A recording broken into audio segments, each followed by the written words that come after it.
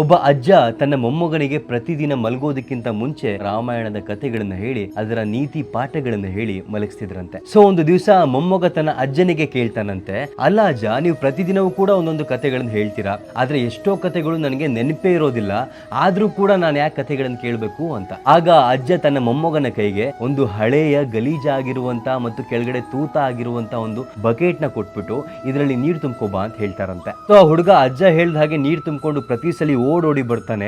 ಆದ್ರೆ ಬರೋದ್ರಲ್ಲಿ ಅದರಲ್ಲಿರುವಂತಹ ನೀರೆಲ್ಲ ತೂತದ ಮೂಲಕ ಚೆಲ್ ಹೋಗ್ತಿತ್ತು. ಆಗ ಮೊಮ್ಮಗ ಅಜ್ಜನಿಗೆ ಹೇಳ್ತಾನಂತೆ, ಅಲ್ಲ ಅಜ್ಜ, ಇದ್ರಲ್ಲಿ ತೂತ ಆಗಿದೆ, ಎಷ್ಟು ಸಲ ನೀರು ತುಂಬ್ಕೊ ಬಂದ್ರು ಕೂಡ ಅದ್ರಲ್ಲಿ ನೀರ್ ನಿಲ್ತಿಲ್ಲ ಬಿಡಿ ಅಂತ. ಆಗ ಅಜ್ಜ ತನ್ನ ಮೊಮ್ಮಗನಿಗೆ ಆ ಬಕೆಟ್ ನ ತೋರಿಸಿ ಹೇಳ್ತಾರಂತೆ, ಈ ಬಕೆಟ್ ನ ಒಂದ್ಸತಿ ನೋಡು, ಮೊದಲು ಇದರೊಳಗಡೆ ಗಲೀಜು ತುಂಬಿತ್ತು, ಕೊಳುಕು ತುಂಬಿತ್ತು, ಆದ್ರೆ ಈ ಬಕೆಟು ಈಗ ಒಳಗಡೆಯಿಂದ ಶುದ್ಧವಾಗಿದೆ. ನೀನ್ ಪ್ರತಿ ಸಲ ನೀರನ್ನ ತುಂಬ್ಕೊ ಬಂದಾಗ್ಲೂ ಕೂಡ ಈ ಬಕೆಟು ಒಳಗಡೆಯಿಂದ ಶುದ್ಧವಾಗ್ತಿತ್ತು ಅಂತ. ಸೊ ನಾವು ಕೂಡ ಜೀವನದಲ್ಲಿ ರಾಮಾಯಣ ಭಗವದ್ಗೀತೆಗಳನ್ನ ಬರೀ ನೆನ್ಪಿಟ್ಕೊಳ್ಳೋದಕ್ಕೋಸ್ಕರ ಓದಬಾರ್ದು. ಪ್ರತಿ ಸಲ ನಾವು ಅದನ್ನ ಓದಾಗ್ಲೂ ಕೂಡ ನಾವು ಒಳಗಡೆಯಿಂದ ನಮ್ಮನ್ನ ನಾವು ಶುದ್ಧಿ ಮಾಡ್ಕೊಂತಿರ್ತೀವಿ ಅಂತ ಆ ಅಜ್ಜ ತನ್ನ ಮೊಮ್ಮಗನಿಗೆ ಅರ್ಥ ಆಗೋ ರೀತಿ ಹೇಳ್ತಾರಂತೆ. ಸೊ ಈ ಭಗವದ್ಗೀತೆ ರಾಮಾಯಣಗಳು ಸಾವಿರಾರು ವರ್ಷಗಳ ಹಿಂದೆ ರಚಿಸಿದ್ರು ಕೂಡ ಇವತ್ತಿಗೂ ಕೂಡ ಅದು ತುಂಬಾ ಪ್ರಸ್ತುತವಾಗಿದೆ. ಇವತ್ತಿನ ಮನುಷ್ಯನ ಜೀವನದಲ್ಲಿ ಬರುವಂತ ಎಲ್ಲ ಸಮಸ್ಯೆಗಳಿಗೂ ಕೂಡ ಅದರಿಂದ ಉತ್ತರ ಸಿಗುತ್ತೆ, ಸಾಂತ್ವನ ಸಿಗುತ್ತೆ.